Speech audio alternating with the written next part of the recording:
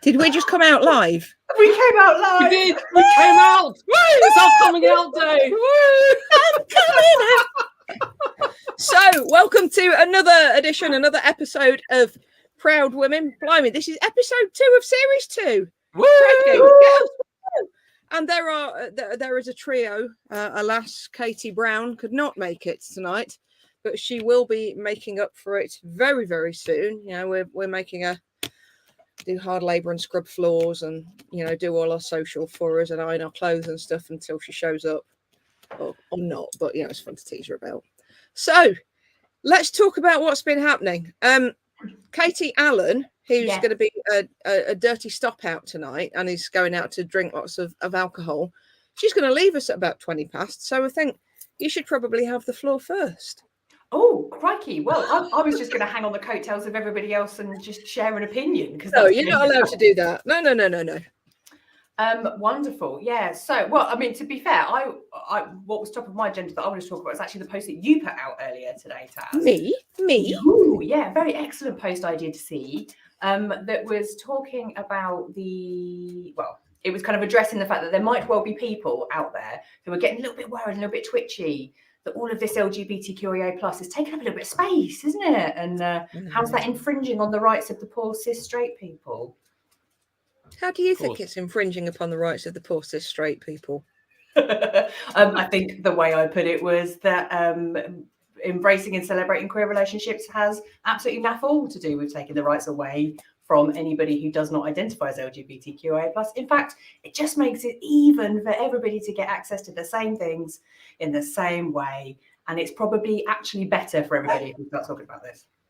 Well, it's like that old pie analogy, isn't it? You know, this is not a pie. By you supporting somebody else's slice of rights, it does not take away from your pie. You can still stuff your face. Nobody's taking anything away from you. It's mad.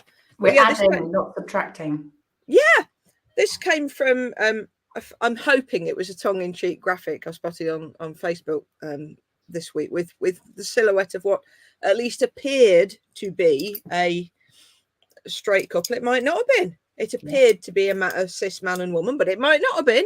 Holding hands. I was going to make that comment, you see, before, but who's to know? Exactly. We don't know. But surely anybody would know if somebody was trans, even from a silhouette. Surely. Oh, you can always tell. They're all obvious. Absolutely.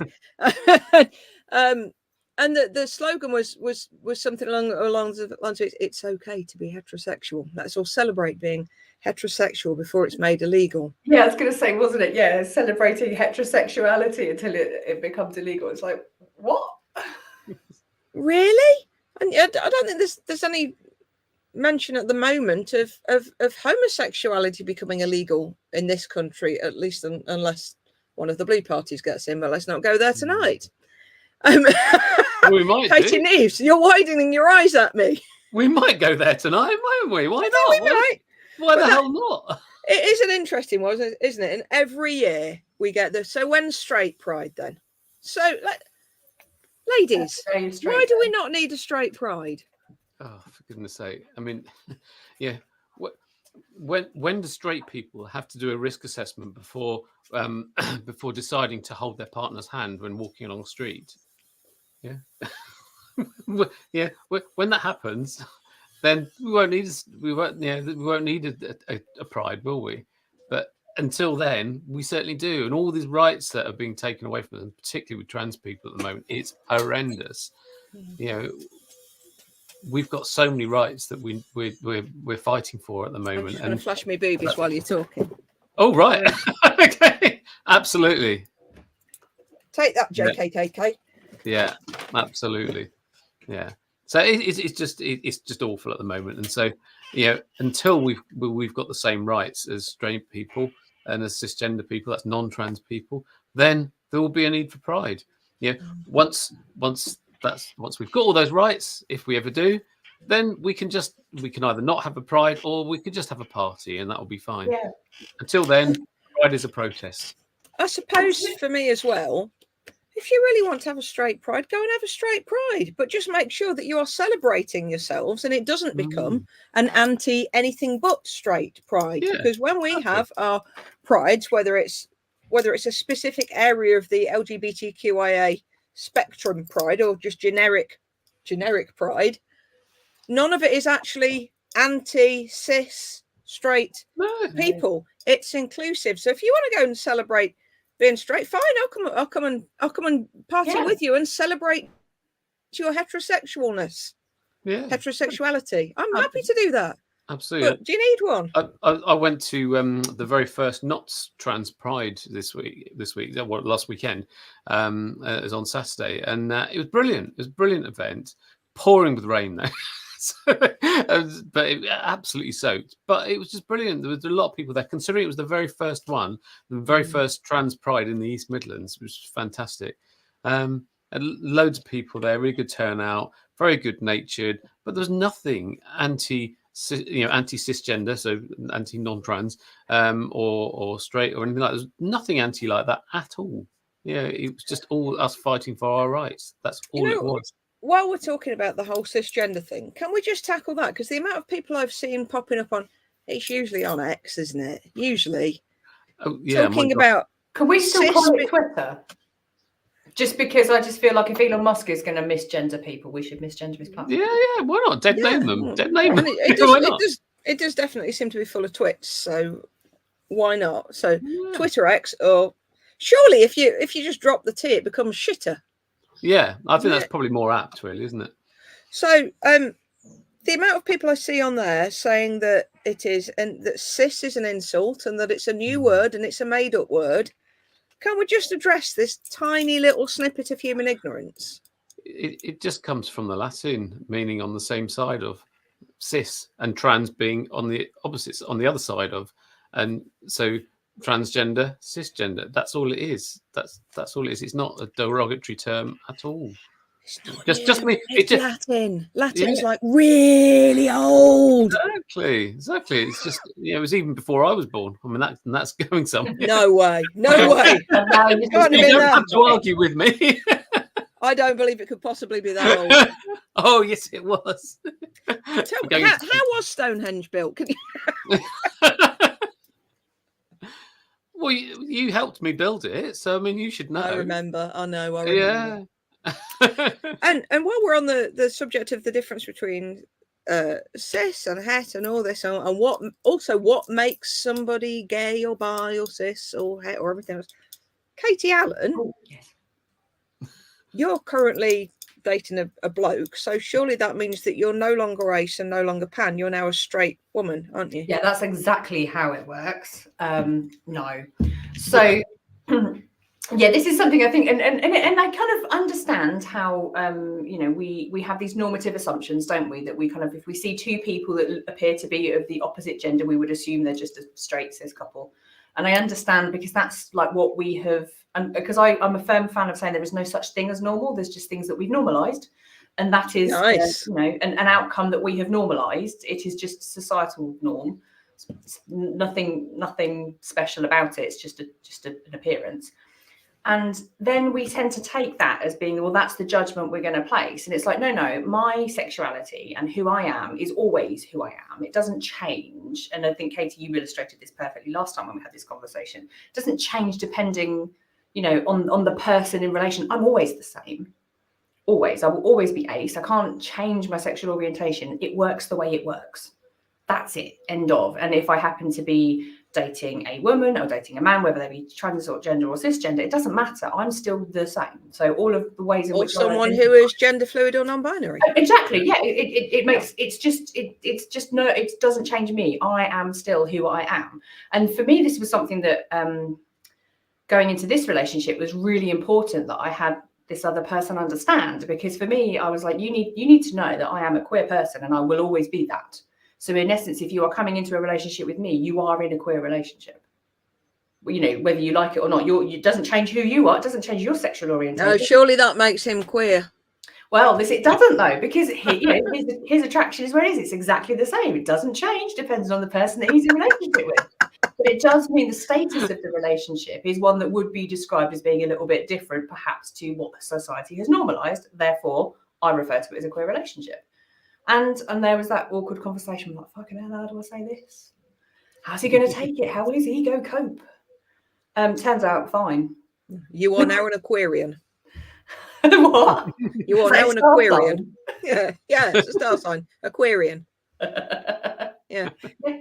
It turns out you can cope with it. A simple conversation and someone going, "Oh yeah, that makes sense because I respect you for who you are." Like, yeah, no worries. Doesn't make me any less of a person or any less of a man that I feel because I'm perfectly comfortable. I know. And then we got on Respecting with another our life. person for who they're at. I know. Then we had a hot chocolate. Like, it's fine. And that's not a Exactly. euphemism. It's an actual hot chocolate. But yeah, that's You it. have to lower the tone, don't you? Have to lower the Katie. tone, Alan. Because as well, I like to do that Nice. because I'm ace and people don't expect me to make sexy jokes. And that's why I do it. Shocking. She was very sexy when we were at a business event last week. She was hugging and draping herself over everybody. I was. Really? Proper hug whore. Proper been a hug whore.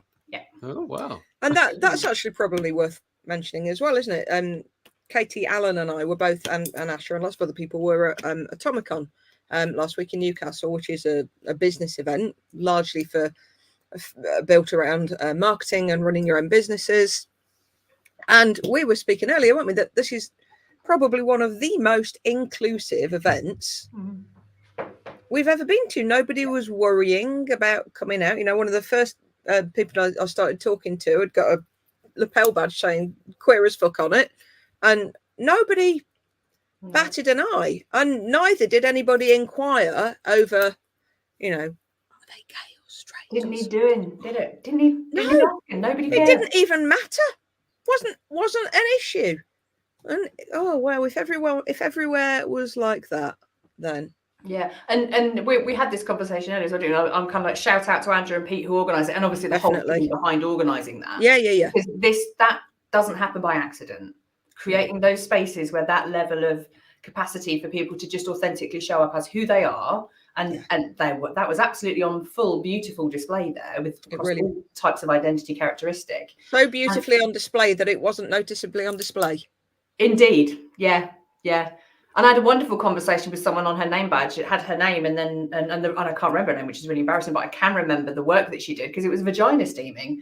And we had a wonderful conversation about that.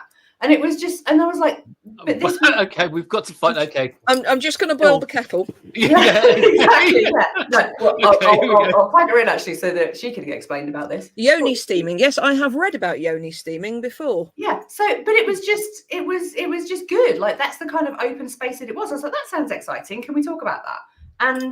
And we did, and it was great. And I thought we want more of that. And this kind of an event does not happen by accident. That is conscious attention that people have to put. Have to put together to make sure that people can show up and have those kind of conversations because that was her business, right? For anyone joining the conversation late, would just like to point out that there wasn't actually live vagina steaming at Atomicon. I know of. There might have been. That was in Auditorium 6. It was just that was yoni steaming was somebody's business, just in case you came in late. That was legitimately her business and what she was there advertising. Yeah, so, yeah, why not? No shame in that. Yeah, and it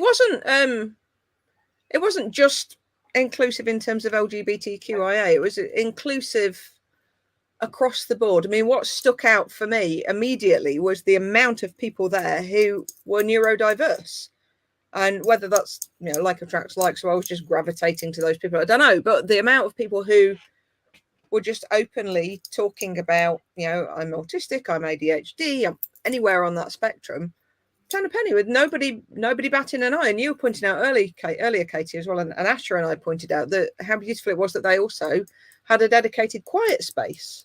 Several, yeah. So that if anybody felt overwhelmed, we could go off there and just chill. And bigger auditoriums, smaller auditoriums, lots of different speaker streams, lots of disability access all around as well.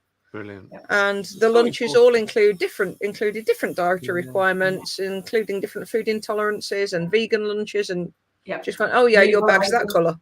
Yeah. That's what inclusion's all about, isn't it? Yeah. And the speaker lineup as well. I kind of did a little bit of mini maths calcs on that, and there was good representation across gender and ethnicity, which is kind of and I think the age demographic was probably a pretty good one as well. So yeah. Would have been better if Katie Neves had been there, obviously. Obviously, but next year. Well, next year. Yeah, we'll get you this. We'll make sure the stand and stair lifts out for you. It'll be fine. That's shocking. Taz. Well, would you rather stand and stair lift or nostrils? This is a pick on Katie day. Honestly. That's the sort of thing. My daughter constantly takes the mickey out of me for my age. And I remember I used to do that with my dad. I used to take the mickey out of him. And she just does that to me. And I thought, it's just history repeating itself now. And now you're doing it. I mean, to be fair, Katie, you could probably just have the one at Taz's house because she's going to be a Saga holiday soon. So. Well, absolutely, totally. I have had a Saga magazine pop through the post. When I turned 50, a Saga magazine popped through. It's like, what? Yeah. Really? Yeah. Suddenly I'm getting adverts for pension plans and retirement villas and... I know. I'm on their mailing list as well. I quite like if anyone's doing it. Yeah, and also I could have just said, pension? What is this pension of which you speak? What is the fabled pension? I should say now she feels really old. Yeah, you're not that old, Katie Neves. That's your fault. You started the old puns. We just ran with them. So what else? I'm not old. I just look it. Yeah, okay. You're not bloody old. You know what I say? You're as old as the woman you feel, which means I'm a bit screwed. Well, you are Ash now. is well young though, or not. Yeah, or not. So let's just look at our agenda. I feel like we should call it something other than an agenda. No, that sounds. Let's have a look at our. Let's bring the meeting to order. Yes, let's have a look at our non-binary. Yes. Our agenda fluid. Oh, agenda. Oh, agenda. Agenda. Yes. There you go. Love it. See what we did there. So topics we had in our little backstage WhatsApp chat. Katie Neves, you wanted to talk about Nottingham Trans Pride. We've covered that a little bit. We've done that one. Tick that one. Yeah.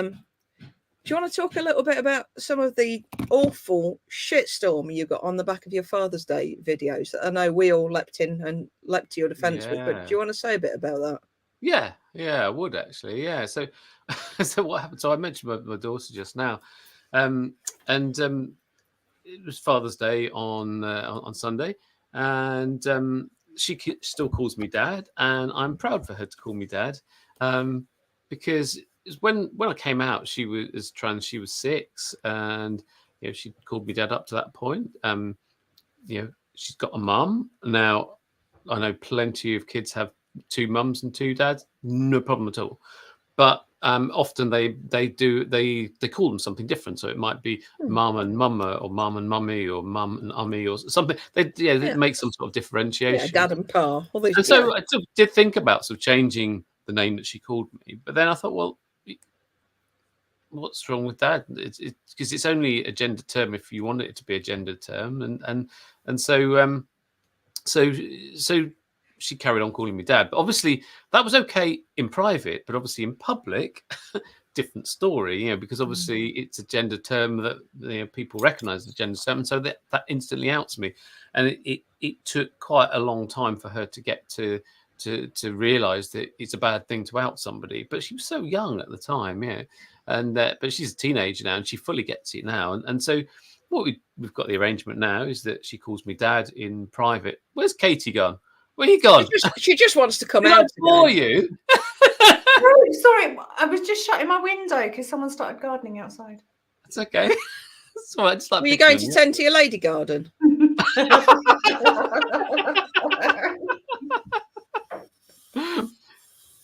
She's getting the steamer out. She's going to steam her pansies. So anyway, we'll get back onto this. So my daughter. My daughter calls me Dad in private, but then in public, she calls me either Katie or she calls me Mum, because obviously that doesn't out me. We both know where we stand with that, and that's fine, and it works for us. And what does it matter what any other name anybody calls me? So anyway, that's why she calls me Dad. So we still celebrate Father's Day, just in a minor way, as most people do. That's it. And so anyway, on Father's Day, she wanted to play a trick on me, because she's always playing tricks on me. And one of the things she wanted to do was to make me eat this really disgusting, really sour sweet. It's toxic waste. I don't know if you've ever tried them. Absolutely foul. They're disgusting. Sounds things. lovely. Oh, vile thing. Anyway, and she loves them. She loves them. I mean, kids' taste. Anyway. So, but anyway, she wanted me to film myself doing it, and so I thought, okay, well, let's make it into a TikTok video or something. So I thought, okay, well, might as well get some mileage out of this, and I'll do something about explaining why she calls me dad and that kind of thing. So I did it, and I just and I put the title of it, "Happy Father's Day to fathers of all genders." Yeah, that was it. Anyway, I put it on TikTok and then across my other social media. Oh my god, it went ballistic. The hate. I got hundreds and hundreds of messages of hate. It was all on TikTok. It was mainly on TikTok and also on my Cool to Be Trans Facebook page. It's not on my personal Facebook page because I choose my friends, and if any of my friends on there started doing that, then they would very soon be unfriended on Facebook. But on the Cool to Be Trans one, it's a public page, so just tons and tons of hate. And so much so that I did a follow-up video just to say, well, it hasn't affected me. That's fine. Yeah, you can throw all that hate. We're happy. And then I explained more about why my daughter calls me dad, and that we're both cool with it, and say why it shouldn't really make any difference to anybody else. And then you got more hate on that one. Yeah. So let's play devil's advocate just for a minute. The devil does not need advocating for. I really hate that term so much. Give me a different term then. Okay, let's push that. Let's play with it a little bit. So Katie Neves, I'm completely behind you, but you must have known that giving your video that title was going to get a load of flack. Well, I don't know. I just put it out. I just put out what I want to put out, and yeah. You're just out, honestly. You know me. I don't give a shit. Oh, there you go. Yeah. No, I mean, so and again, I'm with you. Yeah. Bang on. Right on, sister. But what made you choose to do it? What did you want to happen with that video? Well, I just wanted to say, Happy Father's Day to all fathers, and just so that just make it a more inclusive thing, because there are plenty of that. I still call myself a dad, even though I'm female, and my daughter accepts that her dad is female, and she's got a T-shirt that she wears at some prides that says, "Some dads are female, just get over it." And if she can get over it, and so surely everybody else can. Yeah, she's the only one that would be affected by it, and you can hear her giggling away on the video. You can't see her. I never show her on the social media or name her, but you can hear her giggling away in the background. She's so well adjusted and so happy. I'm so proud of her. She's lovely. I've never met her, but she sounds wonderful. And again, I totally get it. I wanted to throw that out because some people are going to be saying exactly that. It's probably the same crew who are stop shoving it down our throats. We're not. We're just having a Pride Month. But one of my friends who's go on. But everybody else gets to put whatever shit they want out on social media, unfiltered. I know. Don't give a crap. So yes, Katie's going to put it out. Quite frankly, yeah. Absolutely. And a friend of mine who's a trans guy has frequently said he never wants his kids to not be able to call him mum. And same thing. Yeah. Exactly. And so the double standards here, because the same people saying that Katie in this instance is shoving it down our throats. They are shoving transphobia and homophobia down our throats. Yeah. So why is one okay and not the other? Exactly. And the thing is, being trans isn't a choice. Being a raving transphobe is a choice. Yeah. I don't have a choice about whether I'm trans or not. I didn't choose to be trans. Nobody chooses to be trans.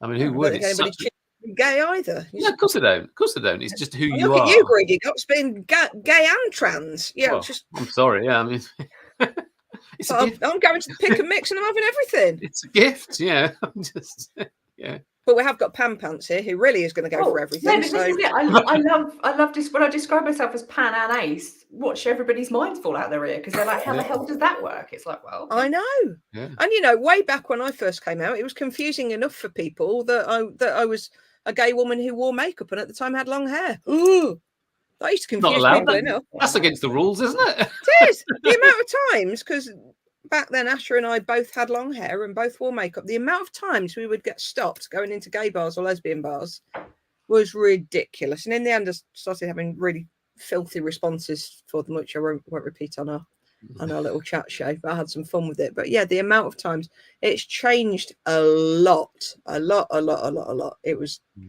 crazy, you know. So, on the whole idea, the whole thing around people's assumptions and people's ideas, you had an interesting conversation with your electrician, didn't you? I did, yeah. I'm having some work done on my house at the moment, and we had, so an electrician came in today, and we were just chatting away, and he just sort of said, "Oh, yeah, so what do you do for a living?" So I told him. That I'm a trans ambassador. I do trans awareness training, inspirational speaking, stuff like that. And then we started talking about LGBTQIA stuff, and he said that he's this really, really big, sort of burly bloke and really butch bloke, and he just said, "I said, well, I used to be in the army in the 1980s," and he said, in those days, it was illegal to be gay in the armed forces, and said that they were actively encouraged to seek out any gay people that were in the army, beat the living daylights out of them, then hand them over to the military police, who would then beat the living daylights out of them, and then discharge them dishonorably. It's absolutely horrendous. There are a couple of movies that focus on that really make hard watching, but really worthwhile watching. But then the killer line was, then he said, and that's right. And he used to sort of come back, to his family and whatever, and he'd be all blokey, and he'd be saying, he'd bring back the latest anti-gay joke that would be going around and everything, all that sort of stuff. But then the killer line was, well, then a few years later, his son came out as being gay, and he said, and how bad do I feel about that now, about my past behaviour and about all those jokes, and how much harder it made it for his son to actually come out and to tell him that he was gay. Because that's the thing. It's not just his past misdemeanors in terms of beating up gay men in the army and handing them over to the military police for them to beat them up as well, but not his own family. The fact that he made it so much harder for his son.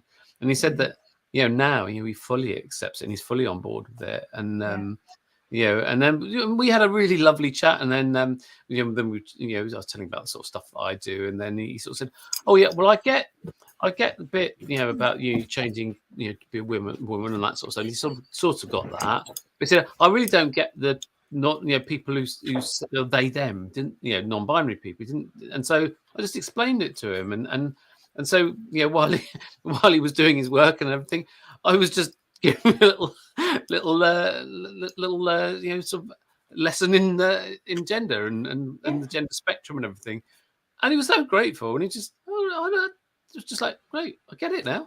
Brilliant. And that's often all it takes, isn't it? That people haven't really thought about it, and it feels like it's something scary and a bit over there, and people don't want to just listen and have a conversation, and we don't want to look like an idiot, because if we say the wrong thing, then we're going to get cancelled apparently, and all of that stuff happens, and actually all it takes is just a simple conversation for someone to just sort of explain it. Because I have this as well when I speak to people, especially around they them pronouns, and I speak to kind of generally people who are older and have got kids who maybe are in their kind of teens and early 20s, who when they try and have a conversation with their kids about it, they get jumped all over. The kids, you can't say that, you can't do this, and they get shut down. And they're saying, I can't learn because I can't engage with people to find out why this is. We need space, don't we, for people who don't know to say, I don't know and I don't understand, can you help me?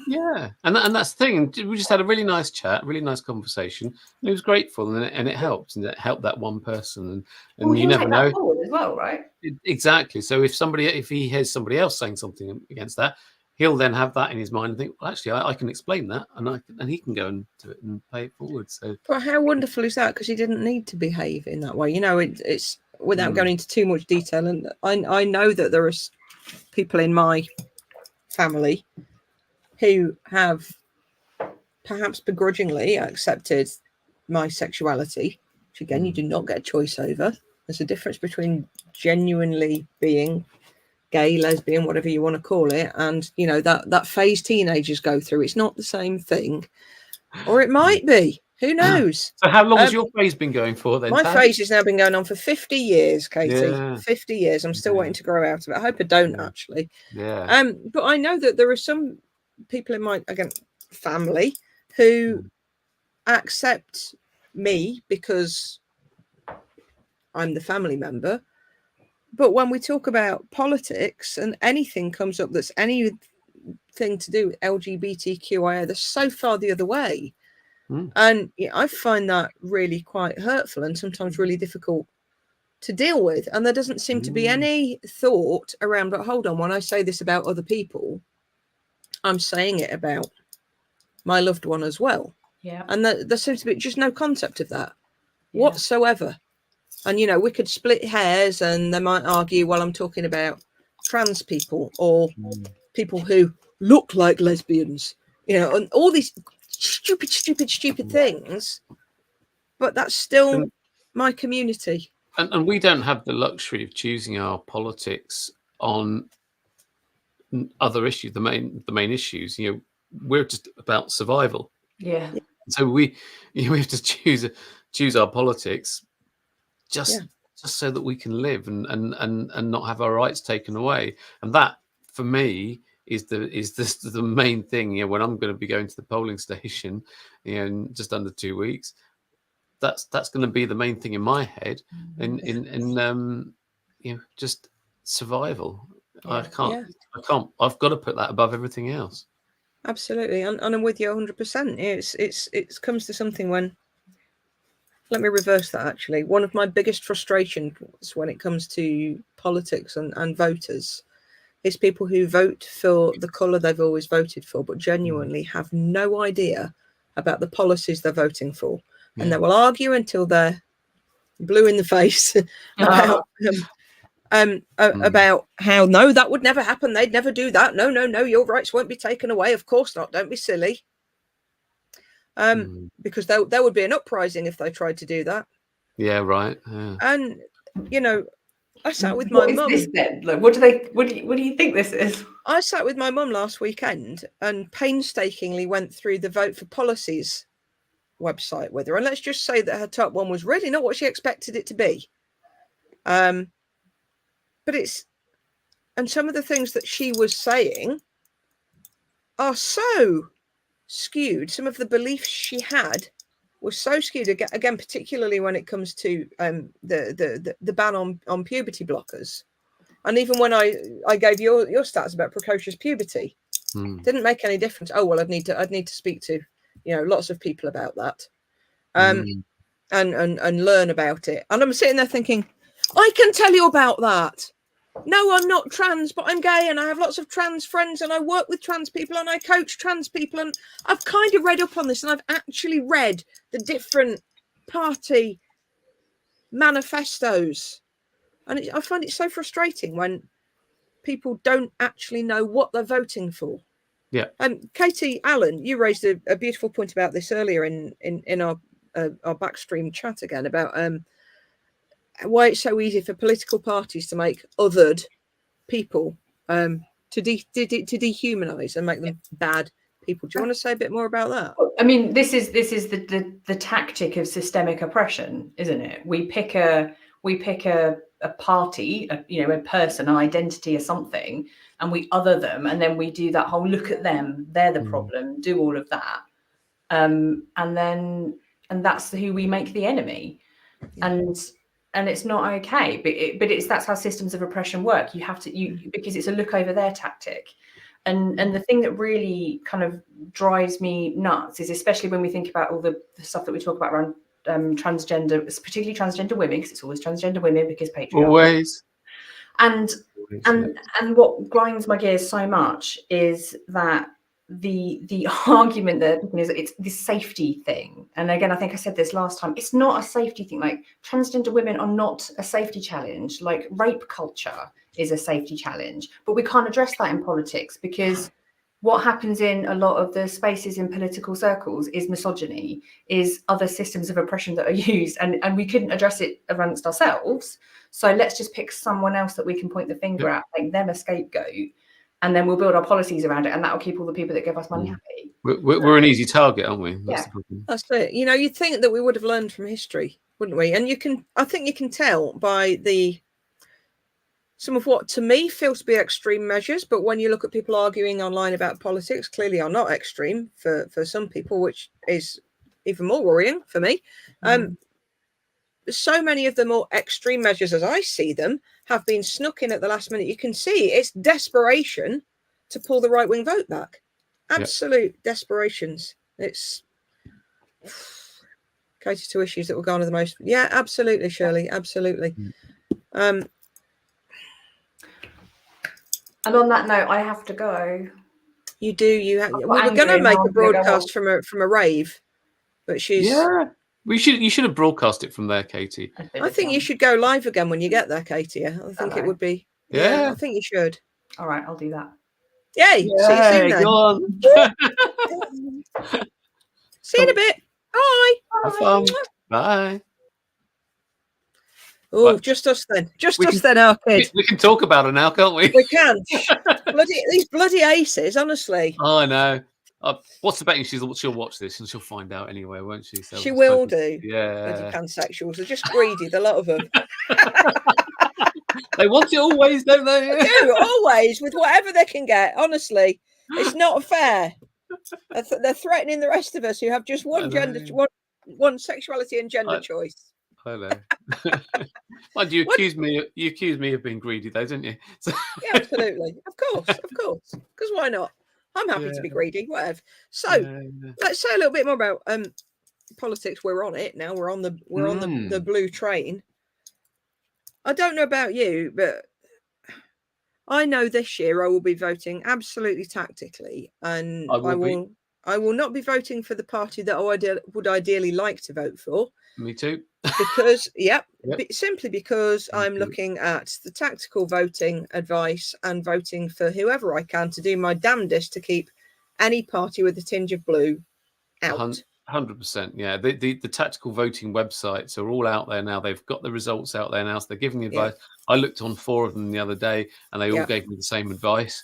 And so, that's who I'll be voting for. So, it's unfortunately, I live in a very Tory area, and so it's going to be quite hard to get them out in this area. But I definitely want to, because that's the policies that the Tories have been putting forward.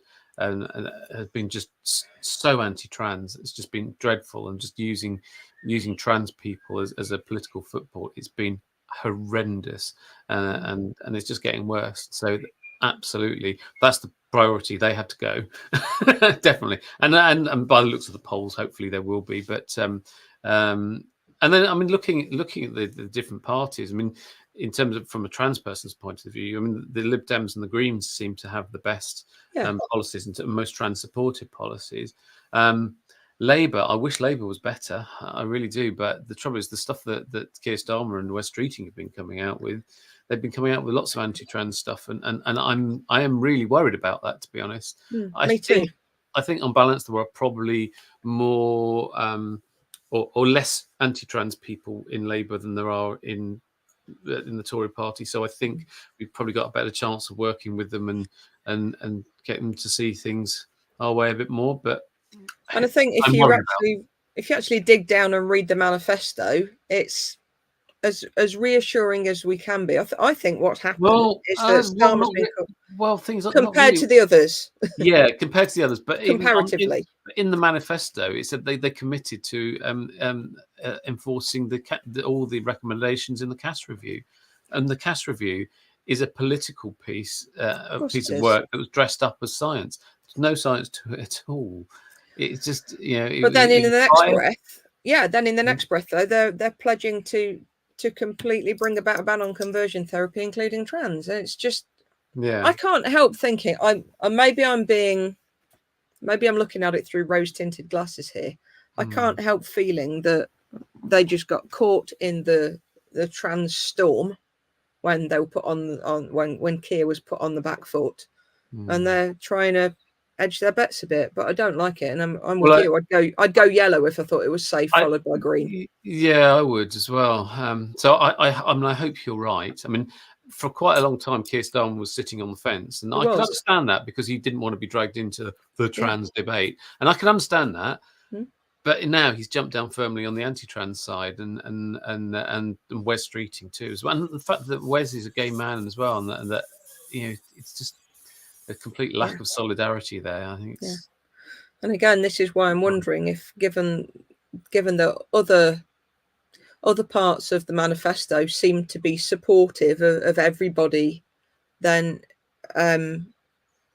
I wonder if this is just another sitting on the fence. Well, let's edge it a bit way that way in that bit, and then over here let's do this a bit more. And I'm probably being hopeful, but yeah, I don't know. I'm worried about it, but certainly, I mean, certainly when I looked up on the tactical voting websites, they were all saying in my area the best chance of getting the Tories out is to vote Labour. So I will be voting for them on that basis. But it's not a positive vote for them; it's a negative vote against the Tories. This is what Ash and I were saying the other day. If Labour do get in, it's not going to be because they've done some brilliant work this time. It will be because the Tories have been so bloody appalling, and they're winning by default. And if you look at local level politics, when I vote red this time, it's nothing personally against the blue guy in our area, because he does do some decent campaigning, even if I don't agree with his politics. It's not a personality vote it's not a personality vote at this level. It's an umbrella vote, because they've just got to go. Absolutely, yeah. On that point, I'm getting a little bit worried as well about the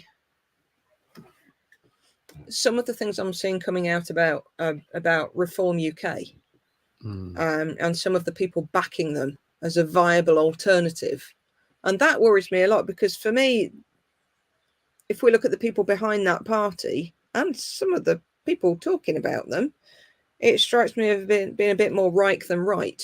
It's fascism, isn't it? It really is, and it's a thin end of the wedge. It really is. I think it's worrying. I really hope that they don't take hold anywhere. And so I think with the with the tactical voting, I think that's got to be taken into account in terms of not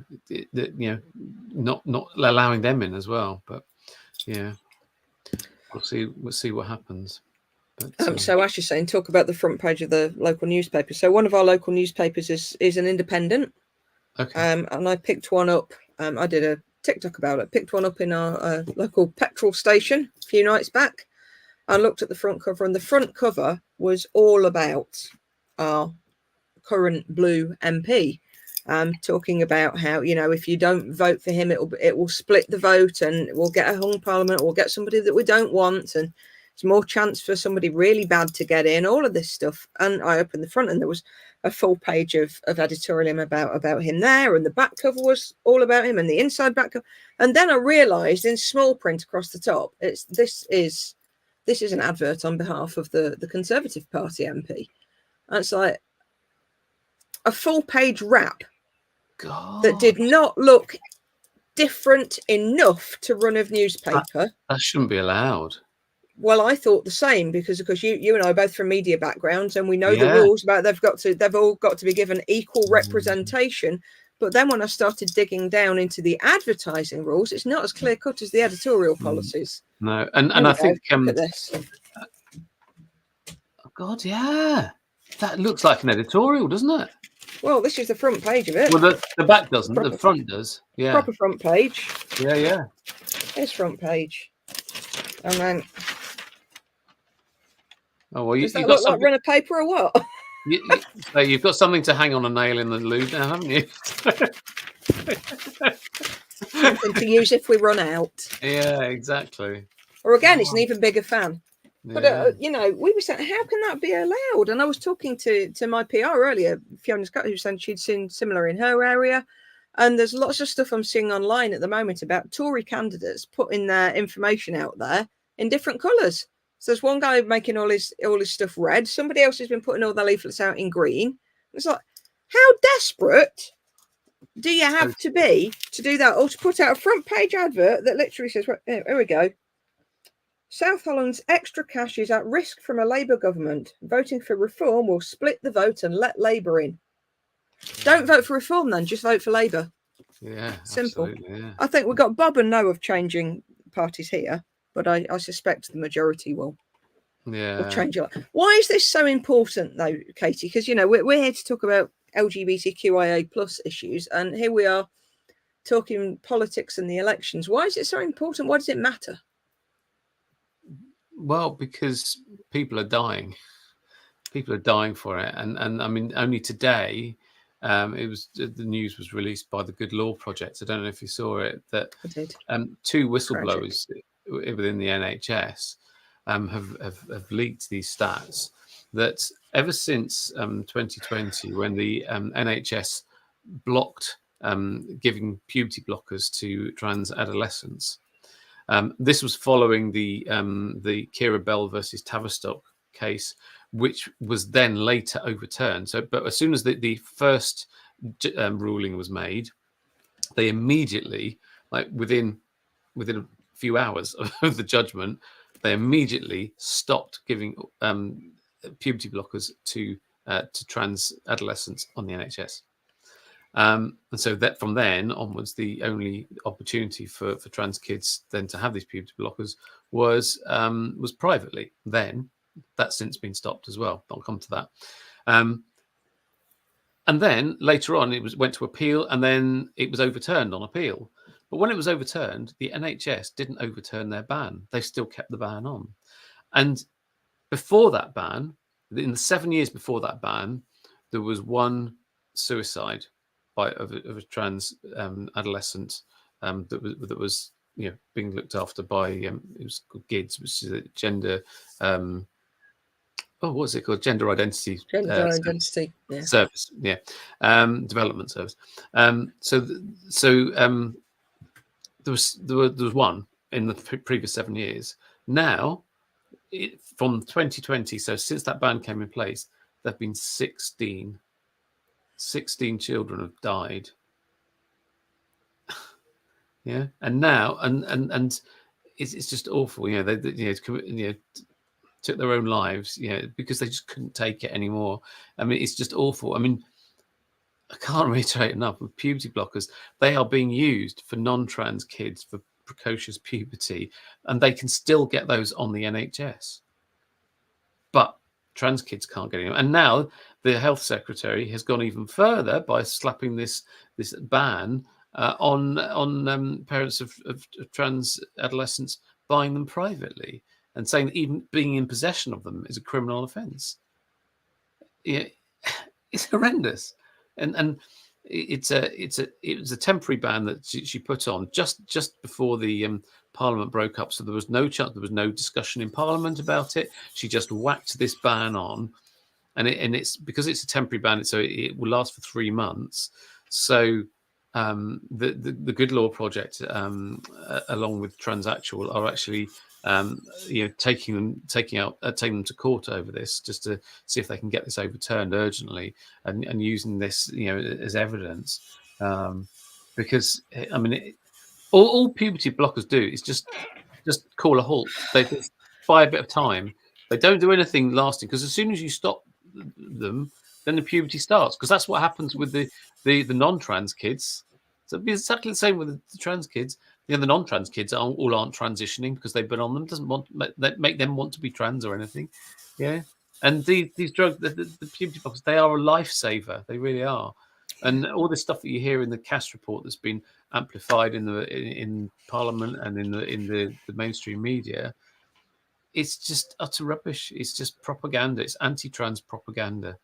It really is.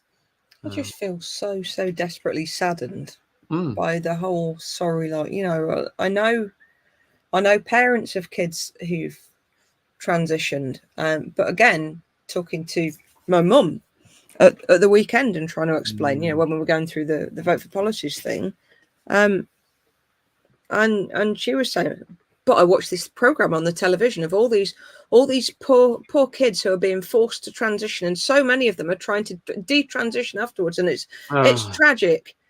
And it's like, what are you watching? Do you want to say a little bit about the stats around detransitioning, because we've talked about that before?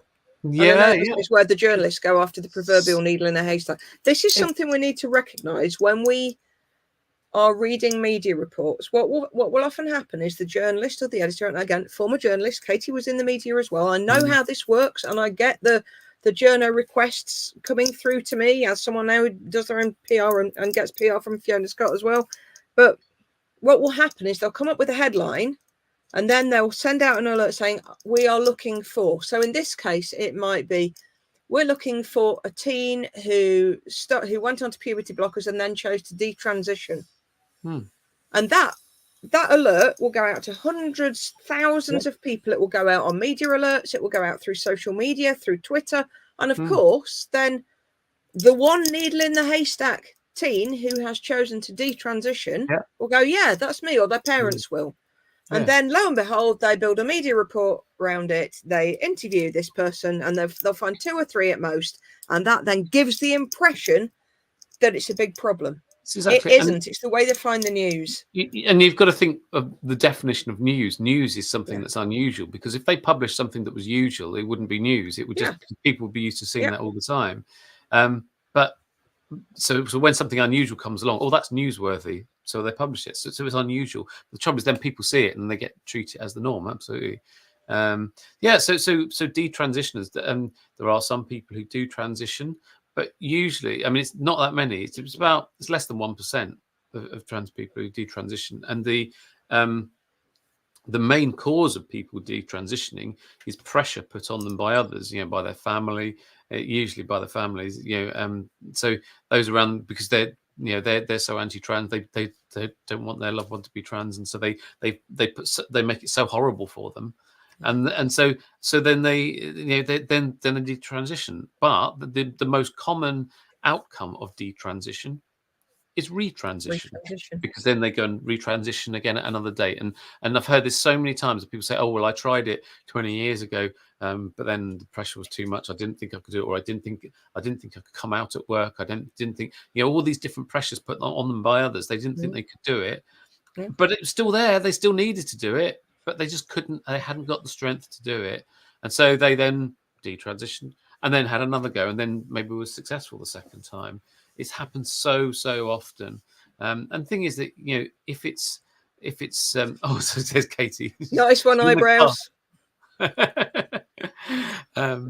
Want to see her at this rave. But it's terrible, and it's just blown out of all proportion, and we don't choose to be trans. We just want to be happy. That's all it is. I fought against it. I tried for 48 years to conform. I tried to be the boy and then the man that I thought that others wanted to be. And then after 48 years, I actually discovered, well, actually, nobody really gives a damn, because everybody's all too wrapped up in their own lives. They don't really give a damn about anybody else and what anybody else looks like or what name they call themselves. They really don't. They're just wrapped up in their own lives. Asher, maybe you should write it. You're a journalist. Write it. Do it. Yeah. Do the research and you do it. Yeah, absolutely. Yeah. So, I don't know. It just makes me sad. And I don't understand why people are so willing to jump on that bandwagon and it's so eager to believe it as well. I can't get my head around it. I mean, again, my journey is nowhere near as kind of drastic I didn't need to change my body, but I know how long I stayed in the closet and desperately tried to pretend to be heterosexual for everyone around. Well, it's a lot easier, isn't it? And I know that nearly killed me, and I know that as a result of that, I then ended up in an abusive relationship. And, I had more than one attempt at my life because I just did not fit. And the way I'd been raised, and I grew up in quite a small Leicestershire village, being gay was the worst thing ever. And I remember, when as a kid I'd wake up from, having dreamt about another girl, and I'd wake up filled with such shame, and that would last for days. And this is what we're stopping. We're not remembering that wherever somebody identifies on the gender spectrum, other than cis and heterosexual, they are going to be at risk, and they are not necessarily going to be accepted. I'm so glad for you, Katie, that so many people didn't give two hoots as long as you were happy. It wasn't like that for me. I had a lot of, I've had a lot of that as well, but Yeah, I Well, mean, sometimes we need to speak out about that, don't we? Because people so assume now that well, it's all fine now. No, it isn't. Oh yeah, and yeah, I don't want to play it down. I mean, I lost members of my family through it, and everything. I lost my sister through it, and had big problems with my mum through it at the time. Luckily, came around later, but I had and obviously I lost my wife through it, and I've had a lot of losses through it, and this is common for most trans people who've lost family. So it's a really tough journey. But what I'm talking about is other people in terms of when I go about my daily life. Generally, most people nobody gives a shit. No, so they really don't. They really don't. And it is just about being happy. And I'm so much happier than I was. I mean, there's no inner conflict anymore, because for 48 years was that my old name was Martin. It was Martin versus Katie the whole time, just fighting themselves out. There's no inner conflict anymore. It's just the real me. I'm really happy. I couldn't be happier. It's great. And I'm so happy for you. And let's just pick on that for a minute. So, a common theme when I see people trolling you and other trans women online is, if you're going to dead name somebody, can we just accept that they're not all called Dave? Or Derek. I was called Derek this week as well. Derek? What is that all about? Why are they all Dave or Derek? I mean, they're no more Derek and Dave than you were all Dick. And they're overrated. I couldn't agree more, love. What is that about? They're so yesterday. It's so. That Baltimore, call him Dave. Yeah. Oh, you wound me. Yes. For goodness sake. What are you, 12? Does my face look bothered? Yeah, regarde mon visage. Gladys, will you stop being a pain in the dog? I hope you weren't talking to me. No. Oh, look, Gladys. Oh, she's gorgeous. Who has been sticking her head under my arm all the way through, which is why I've been doing this. It's not a tick. Mummy's girl, aren't you? So, I'm not sure if Katie's actually going to catch up and get here on time, but let's just Shirley put a point on here, which is perhaps a little controversial, but let's just talk around this point for a minute. Shirley's asking, might it be an advantageous idea to create private schools for LGBTQ children?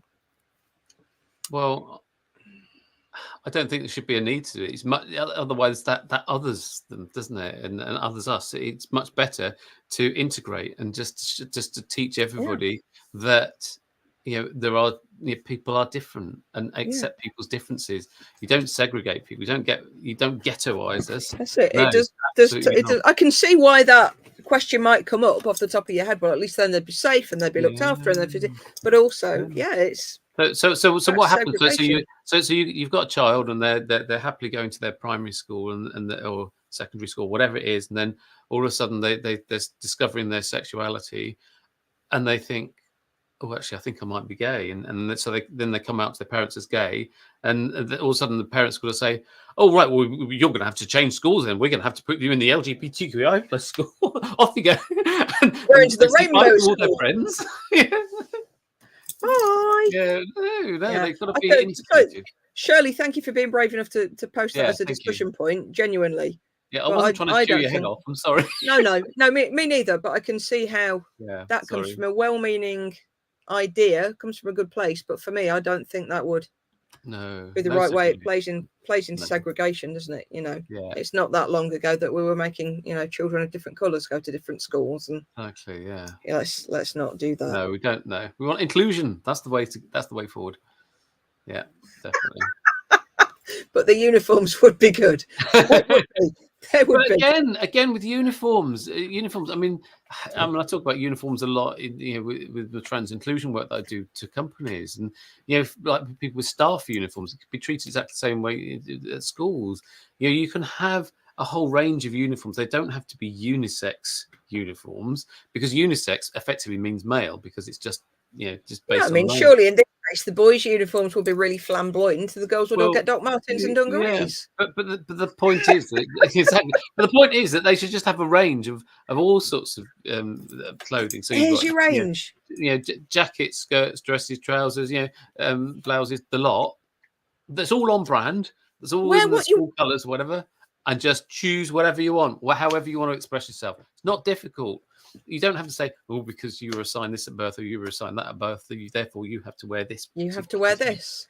Ridiculous. Absolutely. Just chill your beans about it. Say, look, there's the range. I'm going off on one now, Taz. You've got me going now. Woo! Look, no hands. We're only an hour into it, and you've got me going. I tell no you. Hands. That's a skill, baby. Woo, woo. And you know, that's another thing. Briefly off the back of this one. Yeah. Clothes. Yeah. Why on earth, when you look at, I know plenty of people have ranted about this before. If you go into a shop, I don't know, let's say a supermarket that has boys' clothes and girls' clothes, why are the boys' clothes so much bloody cooler than the girls' clothes? Why are the girls' clothes for the kids? You know, the boys have got Explorer and dinosaurs, and the kids have got the girls have got all pink Disney princesses.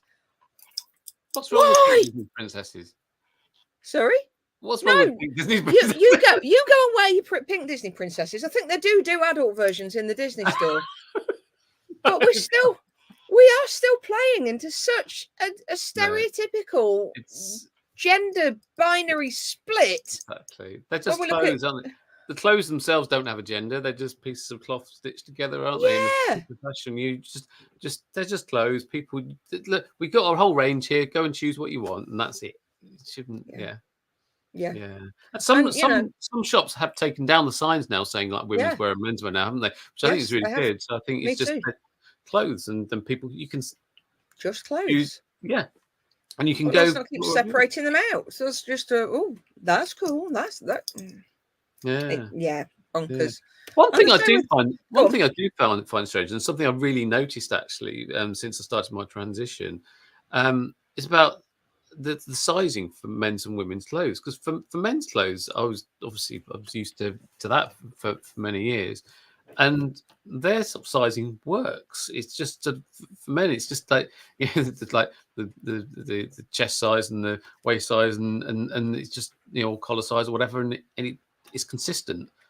Women's clothing, on the other hand, you get a size 14 in M&S, it's not going to be the same as a size 14 in Next. And we were saying this the other day. I was trying to wherever they're just all over the place. I was having a sort out of clothes last weekend. I was having a mad ADHD moment. 5 bags of clothes to the charity shops, 2 bags of rubbish. Yeah.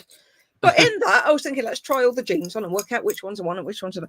No word of a lie. I've got pairs of jeans between a size 8 and a size 14 that all fit. How? What? How can you sort out shirts for women and accept that some women will have boobs and a waist? I know. It's crazy, isn't it? And bra sizes. They're never standard either. What? I know. Anyway, off on a rant now. Right, so Shirley's saying learning can be a real struggle when faced with violence and constant degrading insults. Any person learns much better in a stable environment. Speaking for myself, who ended up on the street because of non-conformity within the system. And again, I can completely understand where that came from, Shirley. It's just that, and this is just opinion, and you know what we say about opinions. They're like arseholes. We all have one. It's. It's just I believe that if we went to segregation to that level, it would be a retrograde step, and more than anything, we just need to be just live and let live. Yeah, and we'd just be ghettoized, wouldn't we? Don't want that. Just be kind. And the thing is, there's only gay bars and things like that because just for safe spaces for the LGBTQIA+ people, because not all bars are safe for us, and so that's the only reason why there are those sort of things. But there's an interesting point coming out of that, isn't there? Because there are far fewer lesbian bars now than there used to be. It's hardly any. I think there's probably one in London or something, one or two. I don't know. It's all very much for gay men, isn't it? Yeah, but I remember, when Ash and I were first together and first experimenting with the kind of going out on the scene, going out. I know, out.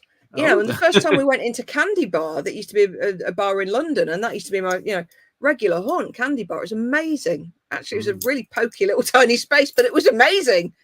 But a while back, there were a group of women really campaigning for more lesbian bars, and how sad it was that they were disappearing. And I absolutely feel that. But by the same token, is that not a sign that they're not needed in the same way now? In that we now have more acceptance. We might want them in the same way, but it's arguably a little bit safer than it used to be to be out in public. It's a double-edged sword, isn't it? Because we want inclusion, but by the same token, I think there's certainly more acceptance, certainly of lesbian and gay people. But having said that, you still have to do a risk assessment before you hold your partner's hand in public. And again, there are still children taking their own lives because either they are trans and they can't go onto the puberty blockers, or simply because they identify as something other than heterosexual and cis. And we need to remember that it's not okay for everybody. Yeah, I was on the tube with my girlfriend a little while ago, and we just held hands. We just held hands, and then afterwards I thought, oh, actually, that was a bit of a risk. I should have thought about that first. It was just a natural thing just to hold hands with her, and then afterwards I thought, oh, that actually made us a target. I mean, luckily nothing happened, but it was. No, I'm now going to be quizzing you about your girlfriend offline. You know this, don't you? Should be arriving soon. You might be able to see her in a minute. She's coming over. You never know. So exciting! You knew about her. We've been going for about 7 months now. Yeah, but I hadn't heard anything since that first date. Then you went a bit quiet. It's going really well. Yeah. Good. Very happy. Very happy. She makes me very happy. Yeah.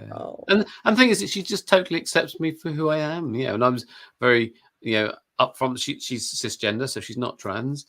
Lesbian, and she just fully accepts me for who I am. And it's great. Yeah, it's lovely. Oh, can I buy a hat? Yeah, can we buy a hat? Are you filling up? Oh, wow! You know my story. Asher, we need hats. You know my story. I've had far too much wedding cake in my life. I don't need any more wedding cake. And of course you do. She says the same as well, so it's not against her at all. So she says the same. So. You're not going to drop me in it like that, Taz. Try as you might, you are not going to do it. I'm not trying to drop you in it. I just want to buy a hat. I like hats. You can buy a bloody hat. No, I need a special occasion for a hat. Oh, here we go. Shirley saying, thank you for looking. My own story ended up being successful using very unconventional methods to overcome my lack of schooling and poverty. Good for you, Shirley. Yeah, well done. Good. Well done. Good. And Tracy saying, every Pride I go to is probably 50-50. Yeah.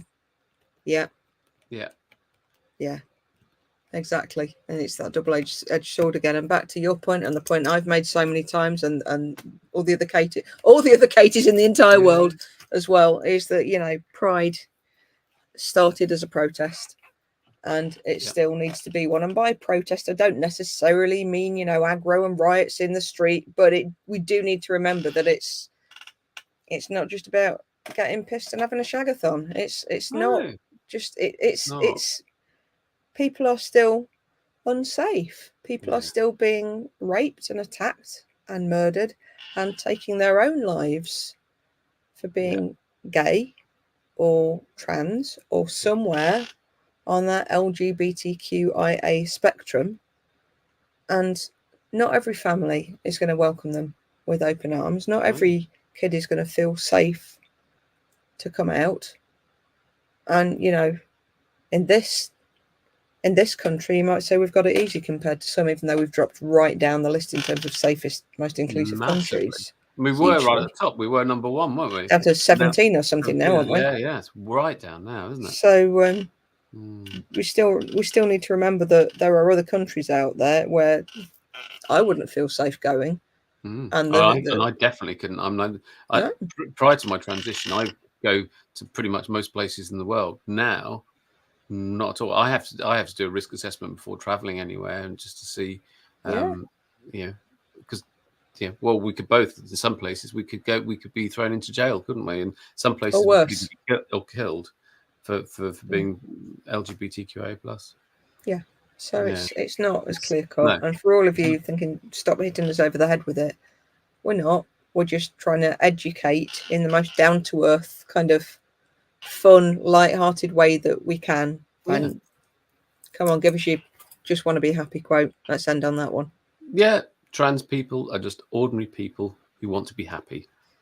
And that's it. That's all it's about. It's about happiness. We don't transition because we want to be somebody that we're not.